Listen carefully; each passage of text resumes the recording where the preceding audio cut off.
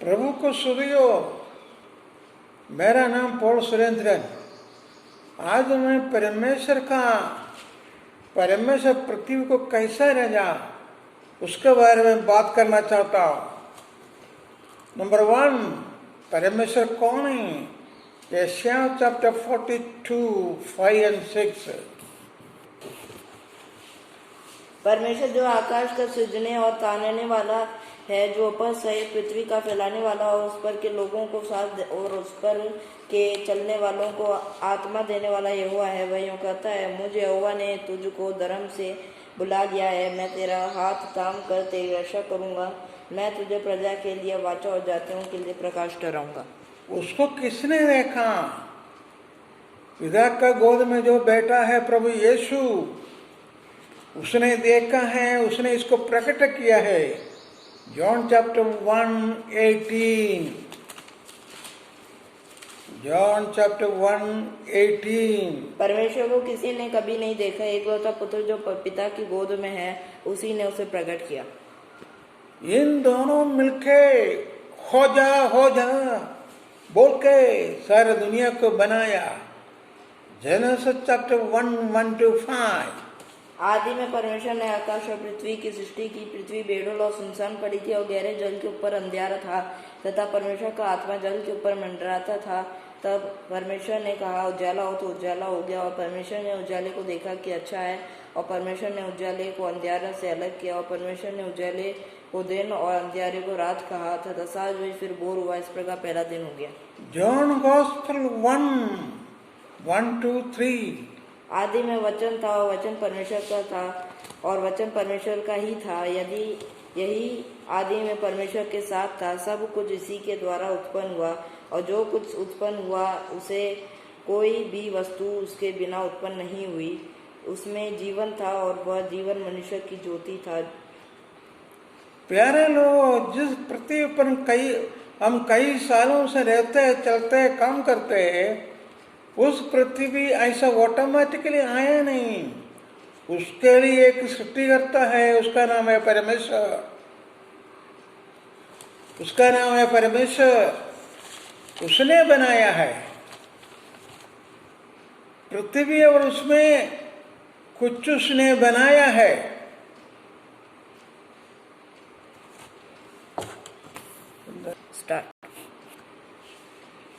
प्रभु ने ऐसा बोलने के बनाने के बाद क्या बोला कि बहुत अच्छा है, वेरी गुड। खास बात है कि जो कुछ उसने बनाया हमारे लिए बनाया, मनुष्य से प्यार करके बनाया। इतना बड़ा दुनिया बनाने के लिए परमेश्वर ने केवल 6 दिन ले लिया। पहला दिन परमेश्वर ने रात बनाया। Genesis chapter 1:1-5। आदि में परमेश्वर ने आकाश और पृथ्वी की सृष्टि की। पृथ्वी बेडोल और सुनसान पड़ी थी और गहरे जल के ऊपर अंधियारा था, तथा परमेश्वर का आत्मा जल के ऊपर मंडराता था। जब परमेश्वर ने कहा, उजाला हो, तो उजाला हो गया। और परमेश्वर ने उजाले को देखा कि अच्छा है, और परमेश्वर ने उजाले को अंधियारा से अलग किया। और परमेश्वर ने उजाले को दिन और अंधियारे को रात कहा, तथा साँझ हुई, फिर भोर हुआ। इस प्रकार पहला दिन हो गया। दूसरा दिन परमेश्वर ने आकाश बनाया। Genesis chapter 1:6-8। फिर परमेश्वर ने कहा, जल के बीच एक ऐसा अंतर हो कि जल 2 भाग में हो जाए। तब परमेश्वर ने एक अंतर बनाकर उसके नीचे के जल और उसके ऊपर के जल को अलग किया, और वैसा ही हो गया था। और परमेश्वर ने उस अंतर को आकाश कहा, तथा साँझ हुई, फिर भोर हुआ। इस प्रकार दूसरा दिन हो गया। तीसरा दिन परमेश्वर ने पृथ्वी को बनाया। चैप्टर 1:9-13। फिर परमेश्वर ने कहा, आकाश के नीचे का जल एक स्थान में इकट्ठा हो जाए और सूखी भूमि दिखाई दे, और वैसा ही हो गया। परमेश्वर ने सूखी भूमि को पृथ्वी कहा, तथा जो जल इकट्ठा हुआ उसको उसने समुद्र कहा। और परमेश्वर ने देखा कि अच्छा है। फिर परमेश्वर ने कहा, पृथ्वी से हरी घास और तथा बीज वाले छोटे छोटे पौधे और फलदायी वृक्ष भी, जिनके बीज उन्हीं में एक एक की जाति के अनुसार है, पृथ्वी पर उगे, और वैसा ही हो गया। इस प्रकार पृथ्वी से हरी हरी घास और छोटे छोटे पेड़ पौधे, जिनमें अपनी अपनी जाति के अनुसार बीज होते थे, और फलदायी वृक्ष, जिनके बीज एक एक की जाति के अनुसार उन्हीं को होते थे, उगे। और परमेश्वर ने देखा कि अच्छा है, तथा साँझ हुई, फिर भोर हुआ। इस प्रकार तीसरा दिन हो गया। सारा दिन परमेश्वर ने समुद्र और शांत दिन साल समय बनाया। Genesis chapter 1:14-19। फिर परमेश्वर ने कहा, दिन को रात से अलग करने के लिए आकाश के अंतर में ज्योतियां हो, और वे चिन्हों और नियत समयों में दिन और वर्ष के कारण हो, और वे ज्योतियों आकाश के अंतर में पृथ्वी पर प्रकाश देने वाली भी ठहरे। और वैसा ही हो गया। तब परमेश्वर ने 2 बड़ी ज्योतियां बनाई, और उनमें से बड़ी ज्योति को दिन पर प्रभुता करने के लिए और छोटी ज्योति को रात में प्रभुता करने के लिए बनाया, और तारागण को भी बनाया। परमेश्वर ने उनको आकाश के अंतर में इसलिए रखा कि वे पृथ्वी पर प्रकाश दे तथा दिन और रात पर प्रभुता करे, और उजाले को अंधियारा से अलग करे। और परमेश्वर ने देखा कि अच्छा है, तथा साँझ हुई, फिर भोर हुआ। इस प्रकार 14 दिन हो गया। फिर प्रभु ने समुद्र को बनाया। जेनेसिस 1:19-23। फिर परमेश्वर ने कहा, जल जीवित प्राणियों से बहुत ही भर जाए, और पक्षी पृथ्वी के ऊपर आकाश के अंतर में उड़े। इसलिए परमेश्वर ने जाति जाति के बड़े बड़े जल जंतुओं की और उन सब जीवित प्राणियों को भी सृष्टि की जो चलते फिरते, जिनमें जल बहुत ही भर गया, और एक एक जाति के उड़ने वाले पक्षियों की भी सृष्टि की। और परमेश्वर ने देखा कि अच्छा है। और परमेश्वर ने यह करके उनको आशीष दी, फूलो फलो और समुद्र के जल में भर जाओ, और पक्षी पृथ्वी पर बढ़े। तथा साँझ हुई, फिर भोर हुआ। इस प्रकार 5वां दिन हो गया। फिर उसने जानवरों को बनाया। जेनेसिस 21:24-25। जेनेसिस 1:24-25। फिर परमेश्वर ने कहा, पृथ्वी से एक एक जाति के जीवित प्राणी है, अर्थात घरेलू पशु और रंगने वाले जंतु, और पृथ्वी के वन पशु जाति जाति के अनुसार उत्पन्न हो। और वैसा ही हो गया। इस प्रकार परमेश्वर ने पृथ्वी की जाति जाति के वन पशुओं को, और जाति जाति के घरेलू पशुओं को, और जाति जाति के भूमि पर सब रेंगने वाले जंतुओं को बनाया। और परमेश्वर ने देखा कि अच्छा है। फिर परमेश्वर ने कहा, हम मनुष्य को अपने स्वरूप के अनुसार बनाए। फिर हम देख सकते हैं परमेश्वर ने मनुष्य को बनाया, अपने रूप से बनाया। प्यारे लोग, हम देख सकते हैं मनुष्यों का चेहरा देखे तो पता चलता है परमेश्वर का स्वरूप उसमें है। Genesis chapter 1:26-27। फिर परमेश्वर ने कहा, मनुष्य को अपने स्वरूप के अनुसार बनाया, अपनी समानता में बनाया, और वे समुद्र की मछलियां और आकाश के पशुओं और घरेलू पशुओं और सारी पृथ्वी पर और सब रेंगने वाले जंतु पर जो पृथ्वी पर रेंगते हैं अधिकार रखे।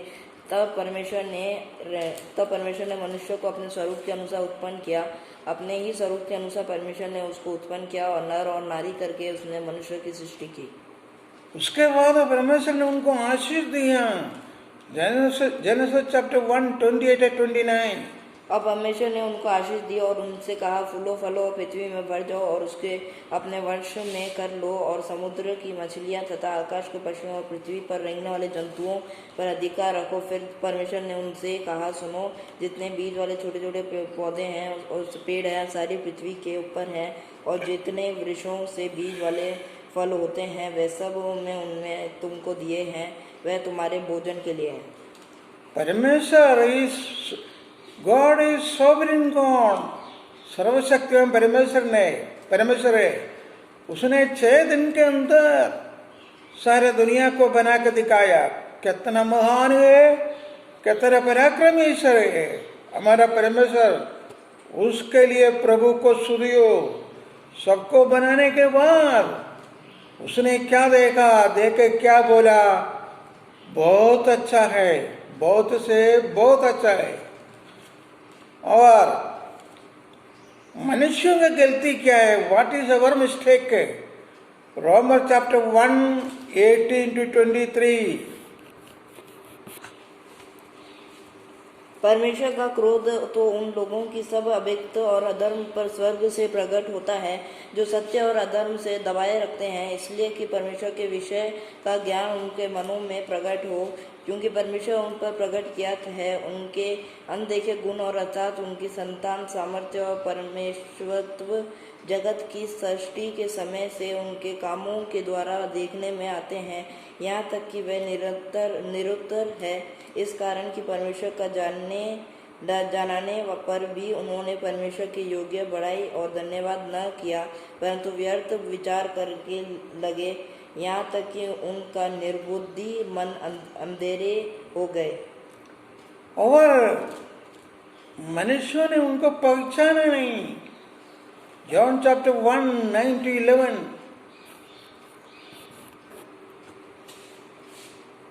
सच्ची ज्योति जो हर एक मनुष्य को प्रकाशित करती है जगत में आने वाली थी और वह जगत में था और जगत उसके द्वारा उत्पन्न हुआ और जगत ने उसे नहीं पहचाना। वह अपने घर आया और उसके अपने ने उसे ग्रहण नहीं किया। जॉन चैप्टर 1:12, बट हमने उसको स्वीकार किया। जॉन चैप्टर 1:12 पढ़ो जी। परंतु जितनों ने उसे ग्रहण किया उसने उन्हें परमेश्वर की संतान होने का अधिकार दिया, अर्थात उन्हें जो उसके नाम पर विश्वास रखते हैं। हम उसका पुत्र है, उसके लिए प्रभु को स्तुतियो। प्यारे लोगों, आज भी प्रभु यीशु जीवित है। उसका मुंह से जो वचन निकलते है उसे सारे दुनिया संभालते है, दुनिया को संभालते है। Hebrew chapter 1:1-3। पूर्व युग में परमेश्वर ने बाप दादों से थोड़ा थोड़ा करके और भांति भांति से भविष्यद्वक्ताओं के द्वारा बातें कर इन अंतिम दिनों में हमसे पुत्र के द्वारा बातें की, जिसे उनके सारी वस्तुओं का वारिस ठहराया और उसी के द्वारा उसने सारी सृष्टि की रचना की। वह उसके महिमा का प्रकाश और उसके तत्व का छाप है और सब वस्तुओं की अपनी सामर्थ्य को वचन से संभालता है। वह पापों को धोकर ऊंचे स्थानों में महामहित के दाहिने जा बैठा। प्यारे लोगों, आज का वातावरण में हम बहुत दुखी है।